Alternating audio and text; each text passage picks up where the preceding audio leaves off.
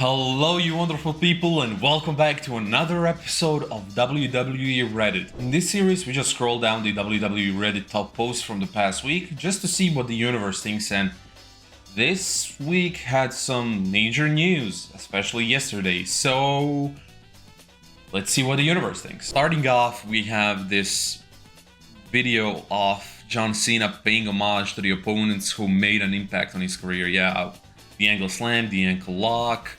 What else do we have here? I'm pretty sure we're gonna have a Styles Clash here. There was a spear, an edge spear, of course. Yeah, that was great. And I go to sleep. The pop-up powerbomb from Kevin Owens. Yeah. I mean, there wasn't no Styles Clash, but yeah. Anyways, John Cena's farewell tour has been really fun. Like so fun, especially these past couple of months. It's just so good. It's so good. Ever since the CM Punk feud, there's been like one bad moment, and that was him turning face, which was kind of just like offhand. He turned face, but still, like the rest of his goodbye tour is so good. Like he's pulling out all the moves I never thought I was gonna see him pull out. So I'm really loving this so far, and especially like during the pipe bomb, he referenced the likes of Nick Nemeth, aka Dolph Ziggler, and he also referenced Matt Cardona, aka Zack Ryder, and now he's referencing Edge with a spear, and it's so fun to see like him being free, so free, just like to do whatever he wants, and I'm loving it. I'm really loving it. I hope he pulls out some stuff against Brock Lesnar at WrestlePalooza in like 2 weeks. So yeah, this is so fun. This dude took his opportunity and ran with it. There's no way Gable can come back and replace Kaiser. It's his gimmick now. I hope Gable does come back and they feud for El Grande Americano. And we have it's either a El Grande Americano feud or an El Grande Americano faction. Both of which would be pretty fun, because we already have Kaiser as El Grande Americano, we have Gable as El Grande Americano, we have Pete Dunne as Dos, and then we have Tyler Bate as unnamed. I'm not sure what they call him. But yeah, this is really fun. And I imagine the faction. The faction would be so fun. But then American Made would be left without their leader, and even right now, as Chad is injured, they're not getting any TV time. Like, what's happening with the American Made? Because they are amazing. Ivy Nile is great. The Creed brothers are amazing as well. Amazing athletes. They can be really funny, really fun. So I'm not sure what's going on there, but hey. El Grande Americano. Ludwig Kaiser has done a great job. He's so over. He's so over in AAA. I don't know if you guys seen Worlds Collide, but that was amazing. But yeah, he's just so amazing, and I'm loving him. I'm loving him as El Grande Americano. It's so funny to see Ludwig, who is this kind of, I don't know, he's a kind of serious guy, and especially when you think of him in Imperium, you're like, okay, so he can be kind of funny sometimes, but he's pretty much serious. And now that he's El Grande, he's just free to do whatever he wants. He's walking around there he's holding his hand as if he's saying to people like, kiss it, kiss my hand. So yeah, I'm loving it. I'm loving it so much. I caught a script outside All State Arena. I have not seen this. This is from when? It should probably say on the script. September 5th, 2025. Okay, this is really fun. What does it say? Segment 1, John Cena in ring promo, Sami Zayn, John Cena promo, yeah. But when was this printed out? When did they post this? They posted this only 2 days ago, but what would you do if you caught a script in the wind? I had it 2 hours before the show, and it was accurate just without the mention of Brock and AJ. I'm probably gonna frame it because the inner child in me doesn't want to get rid of it, but what would you do? Cena's last SmackDown in Chicago as well. Man, I would definitely frame it. I would 100% frame it, get it graded, whatever it takes.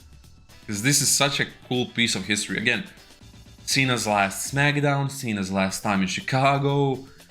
Such a big thing, such a big like moment, and you have the script for it. That's so cool. That's actually so cool. I love it. I love it so much. In retrospect, AJ Lee had absolute balls to tweet this when she did. Was this the spark that started the women's revolution? Oh, the two AJ tweets. Stephanie McMahon.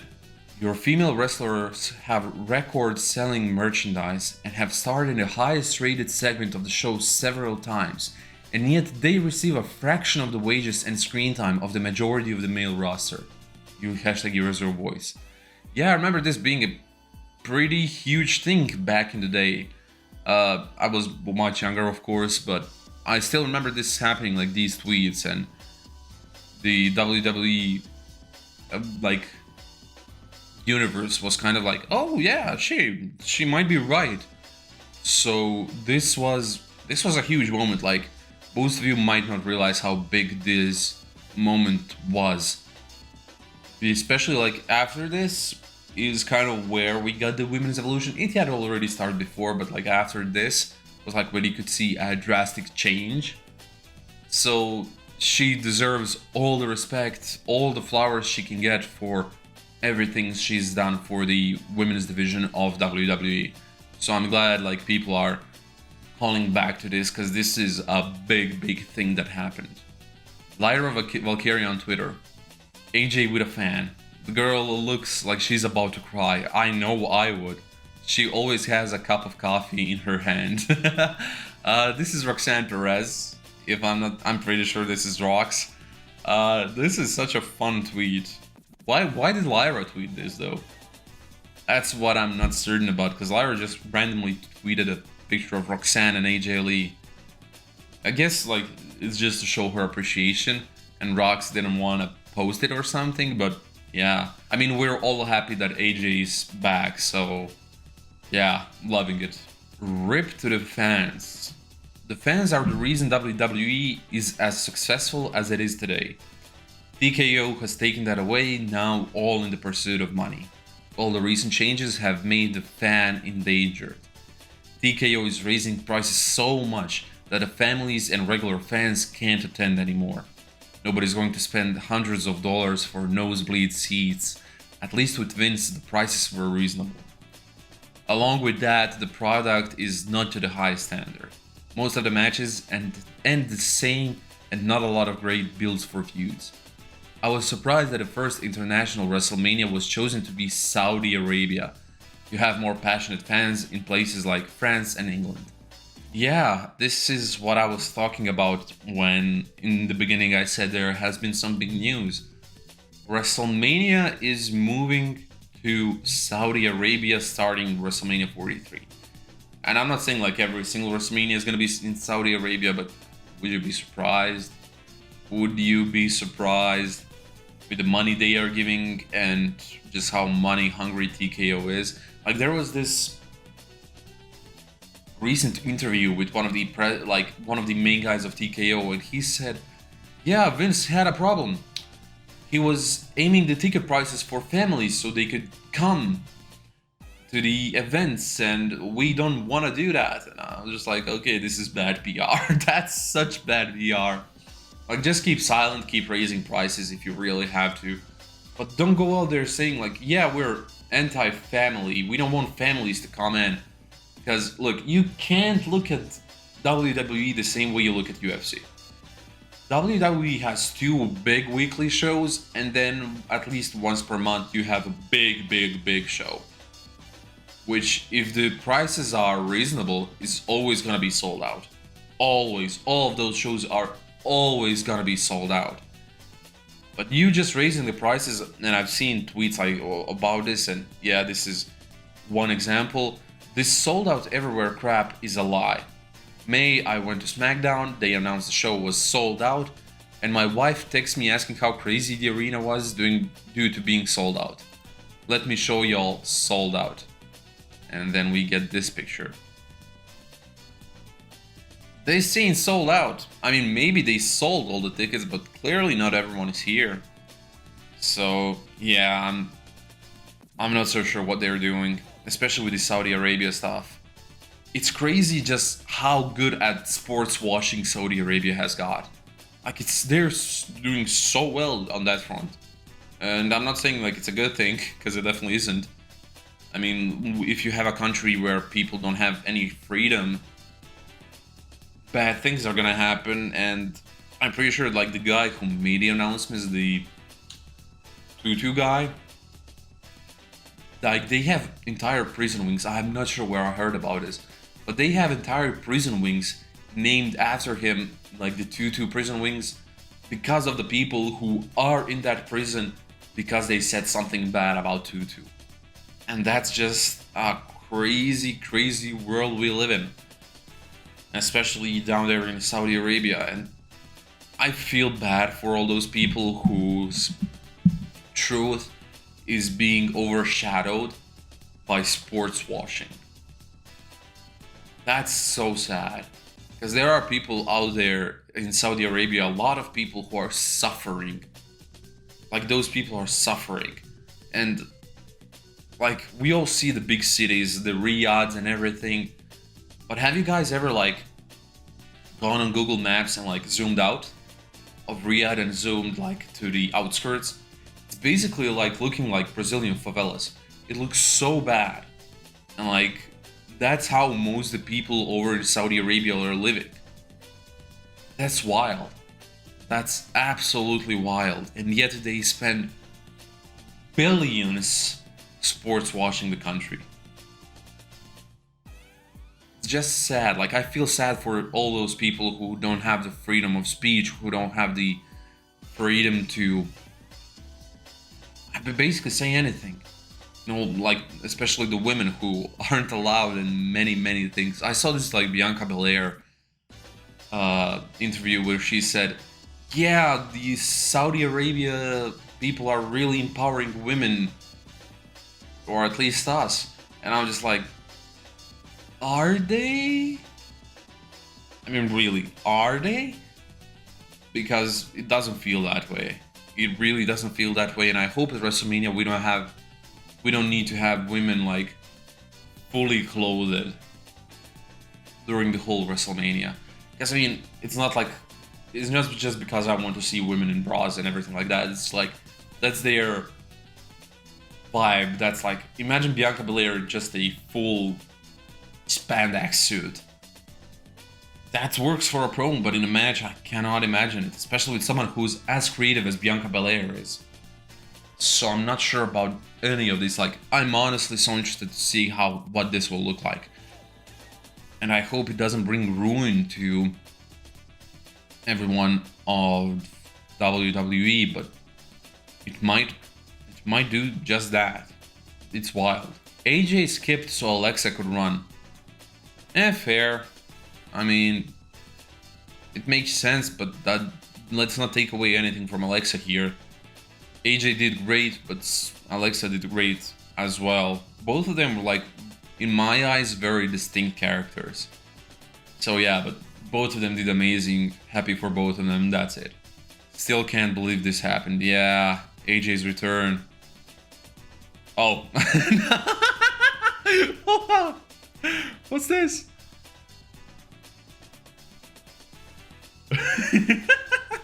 Really? Who did this?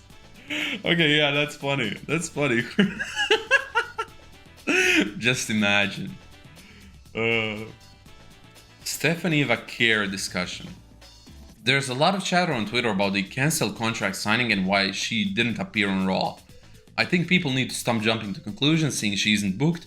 Nobody knows why she never appeared on Raw. Maybe someone in her family is terminally ill. Maybe her visa needs updating, and she asked for Monday off to sort things out. That's why the contract signing was cancelled, and that's why she appeared on NXT, signaling that she's back at work. It's frankly none of the fans' business. Preach, brother, because this is absolute facts. People like want to know everything and anything and all of the time, But that's just not how real life works. That's not how things work. And whatever it might be, I'm hoping everything's fine now, that Stephanie and all her family is great, that nothing happened there, that it might have been just like some canceled flight, and that's it. Like, that's what I'm hoping for. Because I don't think it's anything like, oh, she's not booked, Triple H is against her, and everything that people on Twitter are saying. Like, chill, let's wait. There's next Monday's Raw, everything's gonna be fine, just calm down, please. Okay, so this is the interview I was talking about. TKO executive on ticket prices. We know we have a lot of room there because Vince McMahon was primarily pricing tickets for families and wasn't totally focused on maxing the opportunity there. Yeah, it's just bad PR. Like, I'm sorry, that's just really bad PR. Who am I to say anything? But yeah, that doesn't make any sense. How would you fix the women's division on SmackDown? First things first, I would turn Tiffy heel, because the SmackDown division is begging for some heels. So Tiffy heel turn 100%. And after that, I think it would like kind of sort things out a little bit. Because yeah, it's not bad. It's not bad. I think it needs some more firepower in the mid card. So I would probably bring over someone like Lyra from Raw, but because that wouldn't. I mean, it would of course weaken the mid card of Raw, but Raw has such a stacked women's roster that they could like give something off to the likes of SmackDown. So yeah, just like Lyra or someone from Raw to SmackDown and Tiffy turning heel, everything would be amazing. So yeah, there was this thing where people talk about how Wade Barrett is off because of Nikki Bella, and I mean, that's just not true. I usually ignore BS reports like this, but it's causing needless hate to be spewed towards the people I work with. WWE have kindly given me a couple of weeks off for personal time, booked 9 months ago, and then I'm back to business as usual. A complete story, a complete non-story, the end. Yeah, that's all there is to it. I mean, I didn't expect them to fire him because he made some bad comments about Nikki Bella, because he's a heel commentator. Like, have you heard the amount of bad comments he's been giving over the past 2 years? Like, any commentator has given some really bad comments over the past 2 years. Michael Cole, again, Pat McAfee, everyone. They didn't fire anyone because of it. So, why would they fire Wade Barrett? It's kind of wild. I can't believe it's already been 2 years since Bray Wyatt passed. Time needs to slow the fuck down. Yeah. It always hits me in the feels, man. Like, losing Bray was such a tough time for any big fan of his or everyone in the WWE. He was such a mind. He was such a great worker. And according to many, he was such a good friend. He would help bring up talent all the time. So, yeah, there is no words. There is no more words except thank you, Bray, for everything you've done. The real announcement is that Our Lady of Liv Morgan is back, baby. Yeah, I mean, apparently she was at the press conference.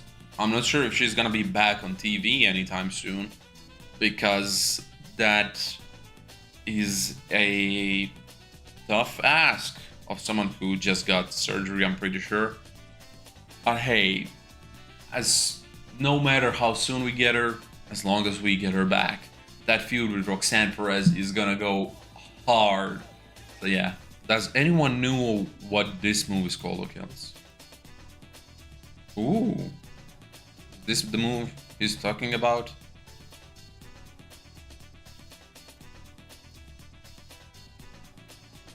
It looks like a cool, really cool submission move from Kairi Sane. Yeah, she just pulls your head back and you have to pray. It looks really cool. I have no clue. Does it have a name? Insane. Oh, actually, that's really good. Tarantula Dilemma. It's a rope dragged head scissors guillotine choke, not a tarantula. Brother, does it have a name? It's a rope wrapped. Are you sure? But yeah, it's not a tarantula. Yeah, now that I think about it, Tajiri's tarantula wasn't this, but I mean, the insane name for it is really, really cool. I would love it. I would love it so much. Cena's heel run wasn't a complete waste of time. Ooh, somebody who speaks my language. Okay, let me just read through this, then I'll get back to you. So yeah, he just here talks about how it did have a lot of like bright lights and it wasn't a complete waste of time, which is exactly my opinion. Was it brilliant? Was it something life-changing? No. No. But the moment in itself was amazing. Some of the feuds were so good. So good. Like, again, the CM Punk one was probably the best feud of his retirement tour. Then you also like, it was so fun seeing John Cena as a heel against Randy Orton, who's a face. Like, I remember like at that point I was watching the match, I was like, what universe am I living in? Like, honestly, what universe? Because this is wild. And then, of course, like, you had the Cody versus... And yeah, that's post-heel turn, but again, Cody versus John at SummerSlam, amazing match.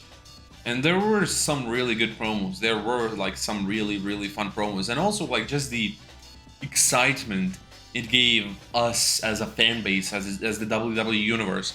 The excitement it gave us was so much. It was worth more than any good run could, because it was so fun. It was so fun speculating, talking about it. The hype around it was so good. Man, I miss those days. So yeah, this heel turn was not at all a complete waste of time. Could it have been better? Of course. But a complete waste of time? Absolutely not. And to end us off for today, we have now, this is a dream match I would want to see. And yeah, I saw this. This was, I'm pretty sure, at a house show. The tag match, and man, imagine these two. And this would be like a perfect feud for Obafemi to come into the main roster with.